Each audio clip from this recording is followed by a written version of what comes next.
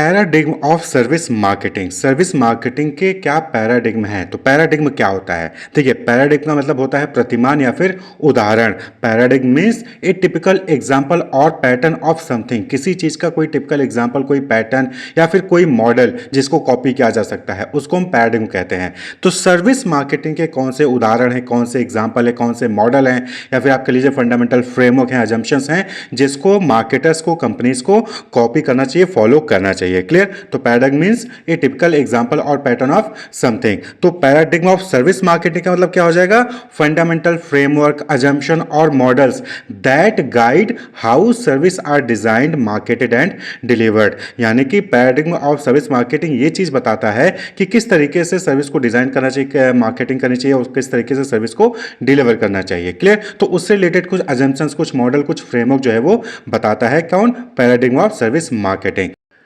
अब जैसा कि पता है कि जो सर्विस है वो इंटेंजिबल होता है और जैसे जैसे प्रोड्यूस होता है वैसे वैसे वो कंज्यूम भी होता है। तो इसीलिए सर्विस के केस में डिफरेंट माइंडसेट रखने की जरूरत होती है। क्लियर? जैसे प्रोडक्ट बेस्ड मार्केटिंग होता है, प्रोडक्ट बेस्ड की मार्केटिंग की जाती है, उस तरीके से आप सर्विस की मार्केटिंग नहीं कर सकते हो, क्योंकि सर्विस क्या है? इंटेंजिबल है। सर्विस जो है वो साइमल्टेनियसली कंज्यूम होता है, जैसे जैसे प्रोड्यूस हो रहा है वैसे वैसे उसको कंज्यूम करना पड़ता है। क्लियर?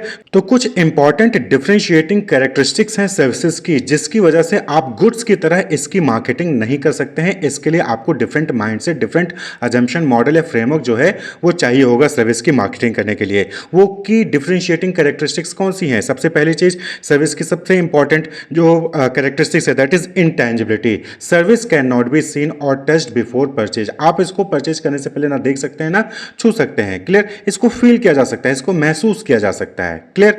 वहीं पर नेक्स्ट जो इंपॉर्टेंट कैरेक्टरिस्टिक्स है, दैट इज हेट्रोजेनिटी, यानी कि इनकंसिस्टेंसी। यानी कि जरूरी नहीं है कि एक सर्विस जो आपने पहले अवेल की थी, दूसरी बार वही सर्विस आप अवेल करने जाओ तो सेम जो है आपको सर्विस मिलेगी। नहीं, आपको वहां पर कुछ ना कुछ चेंज देखने को मिलेगा। Service quality can very based on who provide it's and when. तो सर्विस कब और किसके द्वारा प्रोवाइड की जा रही है, इस पे डिपेंड करेगा कि आपको किस तरीके की सर्विस मिलेगी। क्लियर? जरूरी नहीं है कि सेम सर्विस सभी को मिले। यहां तक कि एक कस्टमर को 2 बार या 3 बार जो है सेम सर्विस वो अवेल कर रहा है, तो हो सकता है कि उसको हर बार जो है कहीं ना कहीं कुछ ना कुछ डिफरेंसेस देखने को मिलेंगे। क्लियर? तो हेट्रोजेनिटी होती है। जैसे कि गुड्स के केस में क्या है कि अगर आप किसी ब्रांड का मोबाइल, कोई पर्टिकुलर मॉडल परचेज कर रहे हो, तो आप उस मॉडल के मल्टीपल यूनिट्स ले लीजिए, आपको सेम ही मिलेंगे। क्लियर? लेकिन सर्विस के केस में ऐसा नहीं है। सर्विस में डिफरेंसेस आपको देखने को मिल जाएंगे। वहीं पर जो नेक्स्ट इंपॉर्टेंट कैरेक्टरिस्टिक्स है, दैट इज इनसेपरेबिलिटी, यानी कि जो सर्विस प्रोवाइडर है उससे आप सर्विस को सेपरेट नहीं कर सकते हैं। Production and consumption happen at the same time, the customer is often part of the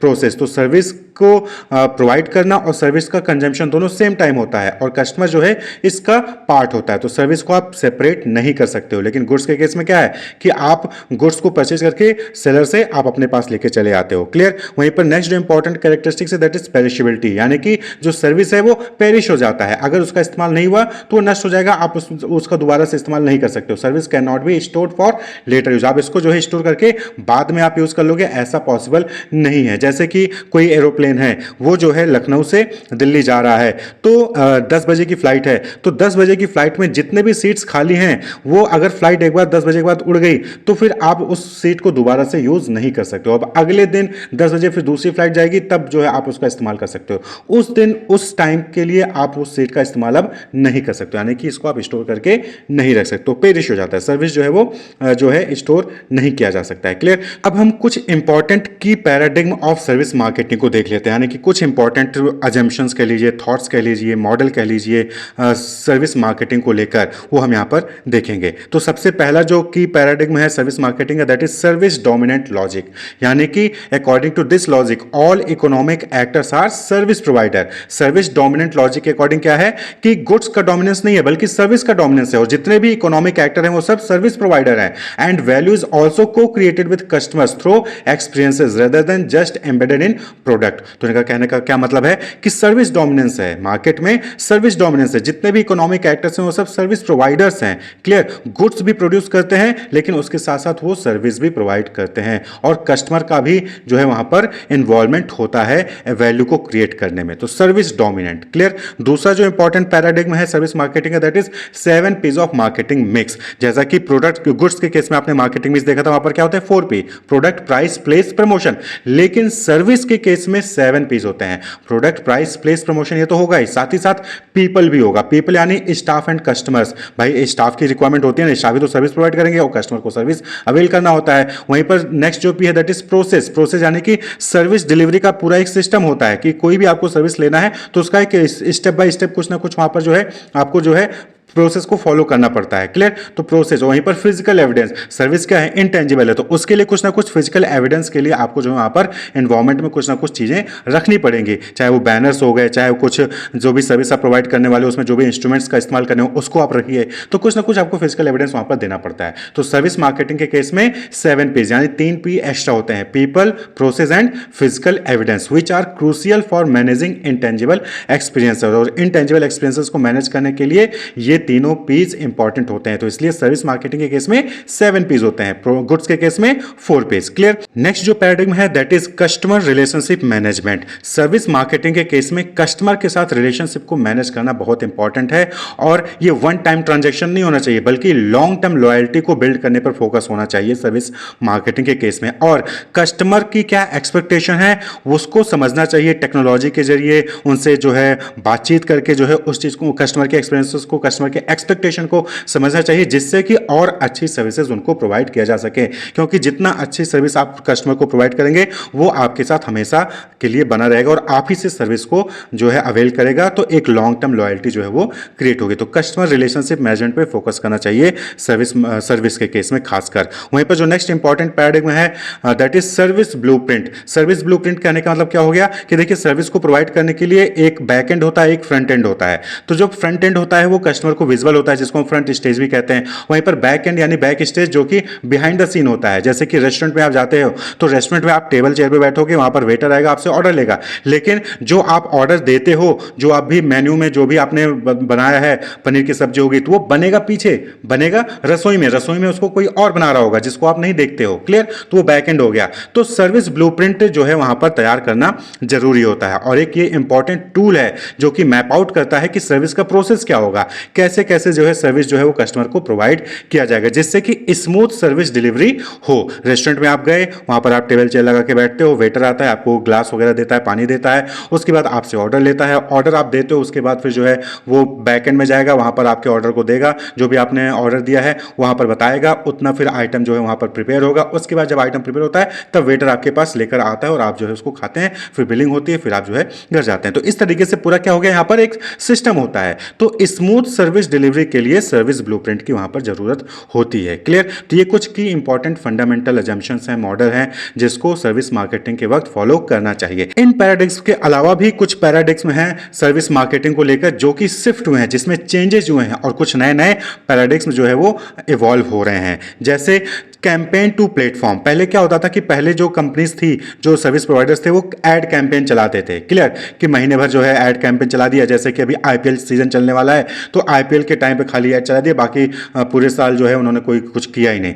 तो वो टेम्प्रोरी वाला एड कैंपेन छोड़कर अब जो है वो परमानेंट एड कैंपेन पे फोकस कर रहे हैं। तो इसके लिए वो क्या कहते हैं, सोशल मीडिया प्लेटफॉर्म अपना खुद का बना रहे हैं। आप देखेंगे बहुत सारे सर्विस प्रोवाइडर्स हैं जिनका खुद का जो है सोशल मीडिया प्लेटफॉर्म है, वो इंस्टाग्राम पे है, वो फेसबुक पे है, वो यूट्यूब पे भी उनका चैनल है। ऐप्स जो है वो डेवलप कर रहे हैं जहां पर कस्टमर 24 घंटे 24/7 उनसे कांटेक्ट में रह सकते हैं और उनका ऐड वगैरह देख सकते हैं। तो कैंपेन टू प्लेटफॉर्म यानी कि अब जो सर्विस प्रोवाइडर है प्रॉपर एक प्लेटफॉर्म दे रहे हैं कस्टमर को, जहां पर वो 24/7 उनकी सर्विस के बारे में जानकारी ले सकते हैं, उसको अवेल कर सकते हैं। क्लियर? तो एक तो ये जो है शिफ्ट हो रहा है, आपका पैराडिग्म देखने को मिल रहा है सर्विस मार्केटिंग का। वहीं पर tangibilizing the intangible. Service provider focus कर रहे हैं कि जो भी इंटेंजिबिलिटी, भाई सर्विस क्या इंटेंजिबल नेचर का है, तो कस्टमर को कैसे पता चलेगा कि आप जो भी सर्विस दे रहे हो, कौन सी सर्विस दे रहे हो, वो अच्छी सर्विस होगी कि नहीं होगी, कैसे पता चलेगा? तो उसके लिए जाहिर सी बात है कि जो भी चीजें पॉसिबल हो उसको टेंजिबलाइज करिए, यानी कि कस्टमर उसको देख सके, उसको छू सके।